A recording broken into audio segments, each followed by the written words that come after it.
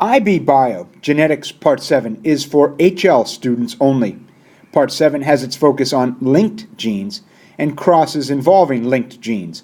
The essential idea is genes may be linked or unlinked and are inherited accordingly. For clarity and emphasis, this movie examines linked genes. Here is the outline of all the movies available for the genetics unit. Use this outline to find the movie you need for review. This movie is focused right here and is for HL students only. Here is the first IB syllabus statement that kicks off the movie. Define linkage group.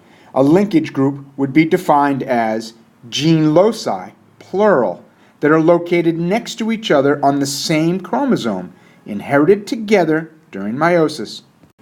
In this slide, we're looking at two pairs of chromosomes in the body of an adult prior to meiosis. In this image, you can see unlinked genes, A and B. They're on different pairs of chromosomes. And linked genes, A and F. The A and F alleles are inherited together. Genes A and F are a linkage group because they are located. Their loci are next to each other on the same chromosome. Alleles A and F are inherited together during meiosis. To gain a full understanding of linked genes and crosses involving linked genes, it's important to constantly be making the comparison to crosses involving unlinked genes. For the record, I will be very consistent throughout this movie to use genes A and B as unlinked genes, while A and F are linked. Pay attention to the difference here. In this slide, we are re-examining unlinked genes A and B. Just to refresh your memory, if we were running a test cross, a cross of the dominant phenotype for both genes against the homozygous recessive individual while following the A and B genes, independent assortment would result in 4 gametes being produced by the dihybrid individual. Look at genes A and B as unlinked genes on separate chromosome pairs to recall how independent assortment would result in 4 different gamete types from this individual. The homozygous recessive individual in the test cross would produce only 1 gamete type. The Punnett square is shown here, as is the phenotypic ratio with the traits outlined here. The phenotypic ratio is 1 brown large, 1 brown small, 1 black large, 1 black small. All of this should be familiar to you. But how would it look if we followed A and F as linked genes rather than A and B as unlinked genes? In this slide, you can see how the test cross following linked genes A and F is different than following genes A and B as unlinked genes. The dihybrid individual produces only 2 gamete types, assuming no crossover. This is a big assumption. We'll speak more about this later. The dominant allele A segregates during meiosis with the dominant allele F, while the recessive allele A segregates during meiosis with the recessive allele F. 2 gamete types are produced. Also notice that the 2 phenotypically different offspring are parental types. Their phenotypes match the parents. Pay close attention to the language here. The 2 phenotypes of the offspring are parental types. Now check your understanding of this slide. Hopefully everything makes sense so far. Dig in, pay close attention, because in this case, no crossover occurred. But when crossover happens in the dihybrid individual, this makes things just a bit more complicated. In this image, I attempt to explain why the dihybrid individual that we saw in the last slide only produces 2 gamete types. I've drawn the homologous pair here with the 2 linked genes A and F at metaphase 1 of meiosis. This is 1 chromosome with its 2 identical sister chromatids, and this is the other homologue, also a 2-chromatid chromosome following replication. Remember, sister chromatids are genetically identical before crossover. But as compared to previous images that I've shown you, I've rotated the chromosomes here 90 degrees. Don't be confused by this, but I want you to get used to it because the chromosomes will be displayed this way through the remainder of the movie. The IB expects you to visualize homologous pairs this way when you study linked genes. Through meiosis 1, the homologs separate, and produce only 2 types of different gametes through meiosis 2. This is the same slide I showed you 2 slides back. We're looking at 2 linked genes, A and F, genes A and F on the same chromosome pair. Assuming no crossover, this individual produces only 2 gamete types, 1 and 2, as the 2 dominant alleles segregate into 1 gamete and the 2 recessive alleles segregate into the second gamete, again assuming no crossover. So here are the next relevant IB syllabus statements. Explain an example of a cross between 2 linked genes. Identify the recombinants in crosses involving 2 linked genes. For the second statement, keep your eyes open for offspring that do not resemble the parents. Offspring that display traits different from their parents are known as recombinants.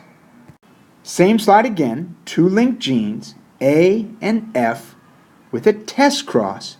And do you see how the test cross, such as this one, with linked genes, produces different results than a test cross with unlinked genes? If you're not sure, go back through the beginning of this movie. This is an example of a cross between 2 linked genes. But this one has no crossover. And both offspring, as a result of having no crossover, are parental types. As I mentioned, I want you to get used to the chromosomes being rotated on their sides, rotated 90 degrees like this. But I also want to say that from here on, most of the images of chromosomes will not show the 2 chromatids so that we can reduce the clutter of the images. Remember that prior to crossover, sister chromatids are genetically identical, so we don't lose much by not showing the sister chromatids anymore. See me if you're not sure about this. So here is what images will look like. This is the homologous pair of chromosomes in the dihybrid individual. These chromosomes are actually 2 chromatid chromosomes, but since sister chromatids are genetically identical until crossover occurs, we don't need to clutter the image with 2 chromatid chromosomes. This is a homologous pair, one homolog and its other homolog. Now remember, if no crossover occurs, there are just 2 gamete types. By the way, just to be clear, this slide does not show a cross. It simply shows the genetics of the dihybrid individual producing gametes under the condition of no crossover. Here's the linked gene test cross, the dihybrid individual crossed with the homozygous recessive individual with no crossover. Here are the adults, and here are the offspring. Now this offspring results from the dihybrid adult contributing the dominant A, dominant F alleles on this chromosome, while the second chromosome of the offspring arrived from the homozygous recessive parent. This offspring results from the dihybrid adult contributing the recessive AF alleles on this chromosome, while the second chromosome arrived from the homozygous recessive parent. You can see that the 2 offspring resemble their parents. This offspring appears like this parent, and this offspring appears like this parent. These offspring are parental types, and I'd like to use that language. Once again, this offspring received this chromosome from the dihybrid parent, while this offspring received this chromosome from the dihybrid parent, and both offspring received the recessive chromosome from the homozygous recessive parent. Here's another image of a linked gene test cross with no crossover using fruit fly chromosomes as the example. The homologous pairs are aligned at the metaphase plate of meiosis 1, ready to segregate. Note that the homologous chromosomes appear not to be replicated. Be thoughtful here. The sister chromatids are not represented to reduce the clutter of the image. Do you see from where the offspring received their chromosomes? Study this image carefully. And do you see that the offspring resemble their parents, their parental types?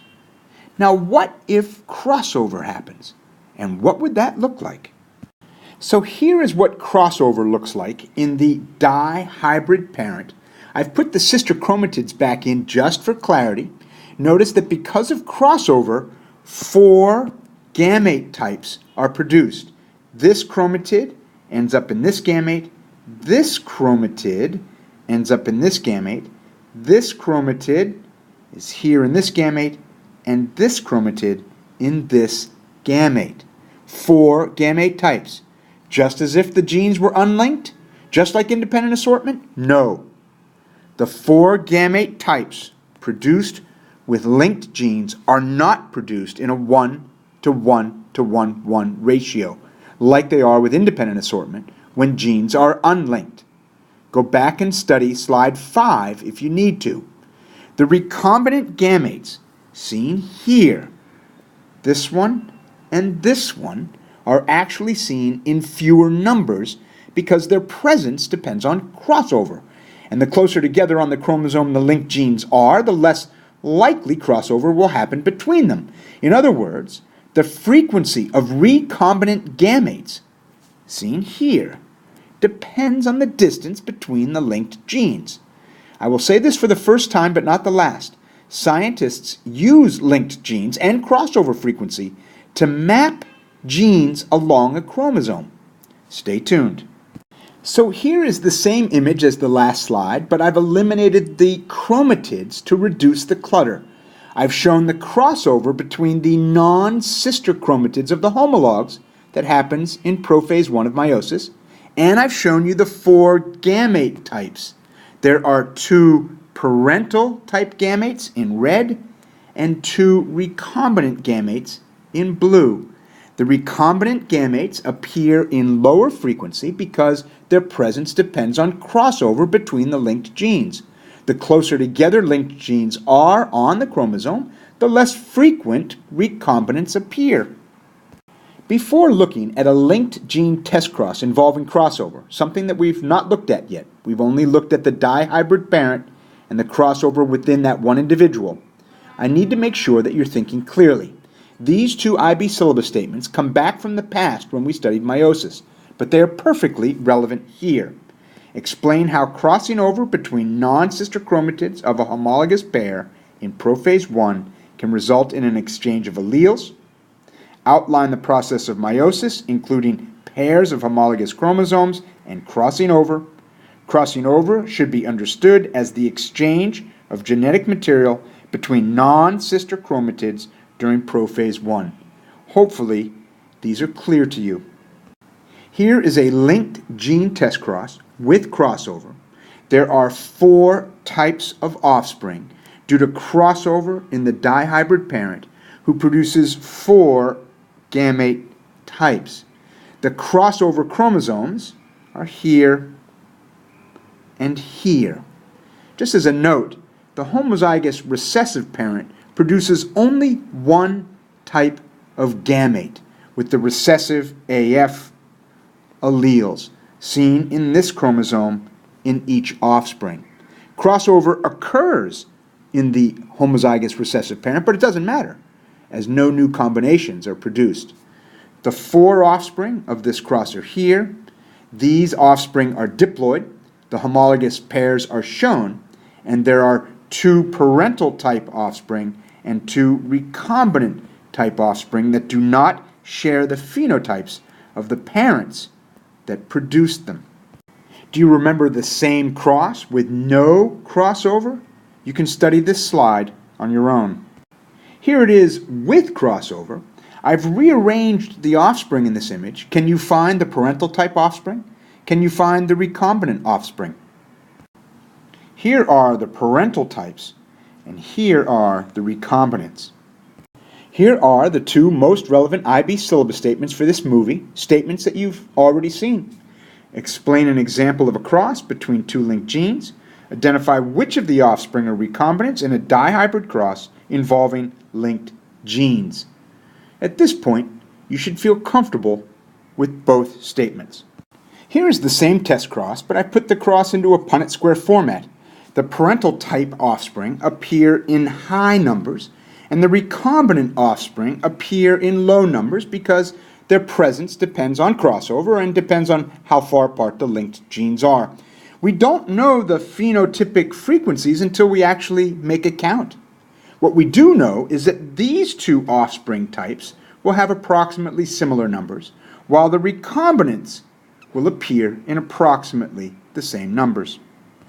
In case you're not sure where the 4 gametes from the dihybrid individual undergoing crossover come from, here's the homologous pair undergoing crossover. This chromatid ends up here. This chromatid is here. These are the parental type gametes. This is a crossover chromatid here, and this is a crossover chromatid here. The gametes fertilize the one gamete produced by the homozygous recessive individual in the test cross.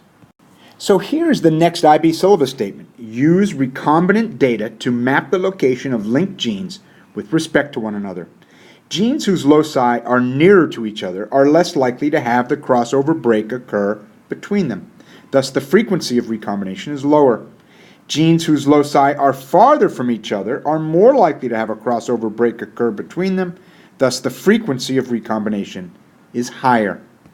In this image of the test cross, offspring counts have been given, and we can determine the number of recombinant offspring and determine their frequency among all offspring. We sum 23 and 28 and divide by the number of all offspring, multiply by 100 to get 18% recombinant offspring. And the frequency of recombinant offspring, 18%, is the frequency of crossover. Crossover frequency is calculated by summing the recombinant numbers, dividing by the total count, multiplying by 100. 18% crossover frequency. By convention, a 1% crossover frequency is 1 map unit. Thus, these two genes, A and F, are 18 map units apart on the chromosome. Before pushing on to do more mapping, it's often been asked, and you may have asked yourself the same question earlier in the movie, how do you produce the dihybrid so that you know the position of the alleles, the dominant A linked to the dominant F, and the recessive A linked to the recessive F? And the answer is easy, and here's how you do it. You start with pure breeding parents to produce the F1 heterozygote. The dihybrid F1 has inherited this chromosome from this parent, and this chromosome from this parent. Thus, you know that dominant A is linked with dominant F, while recessive A is linked with recessive F. So let's map the position of 3 genes on a chromosome in Drosophila melanogaster, chromosome 2. We have vestigial wing, 1 gene, curved bristle, cinnabar I. I've drawn a chromosome here, and I've put the 3 genes on, but the question is, what are their true positions with respect to one another? Here's how it gets done. So first, run a test cross involving vestigial wing and cinnabar I, just 2 genes. We're following just 2 genes. The dihybrid is crossed with the homozygous recessive. I've given you an image of crossover in the dihybrid that includes all the chromatids.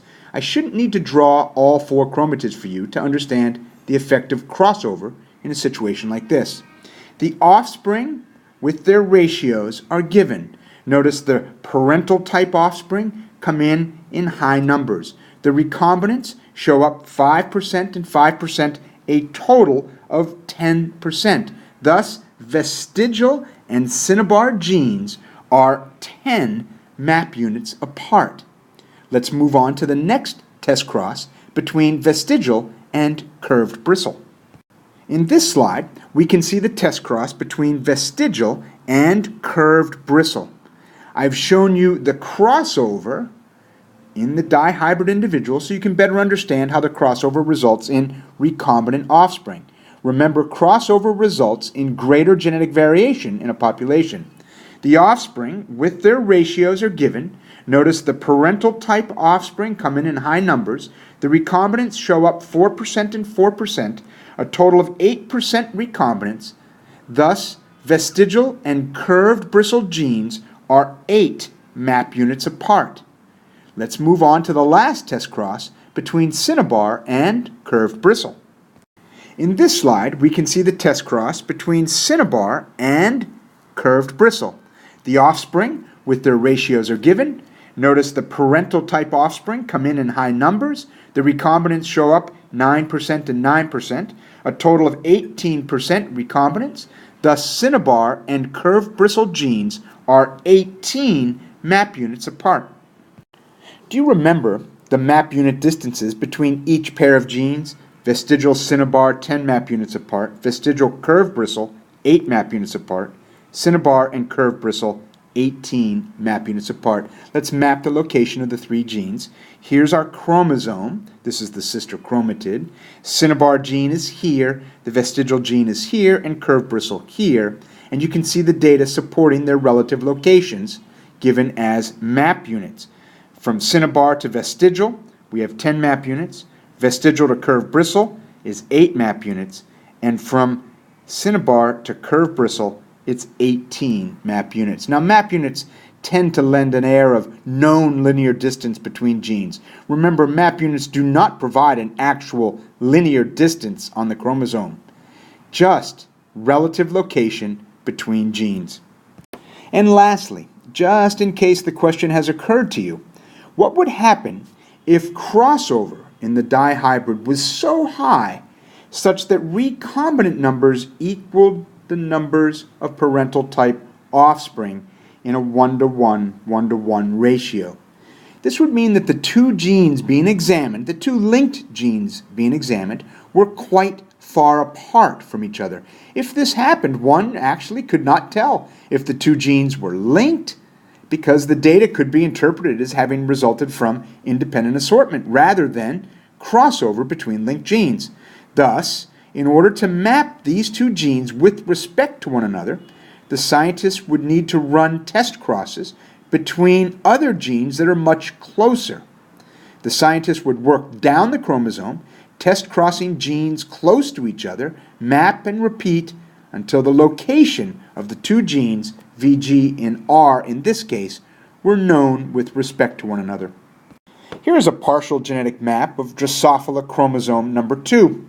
It shows a sequence of genes, not the precise location of each gene. Here is the genetic map of the 4 Drosophila chromosomes. 4 chromosomes, seen here, is the haploid number for Drosophila. Gene location would be the same on the homologous pairs. So in providing a genetic map, one only needs to provide the location on, in this case, 4 chromosomes, not all 8. And that brings us to the end of IB Bio Genetics Part 7. Genetics Part 8 will focus on chi-square analysis.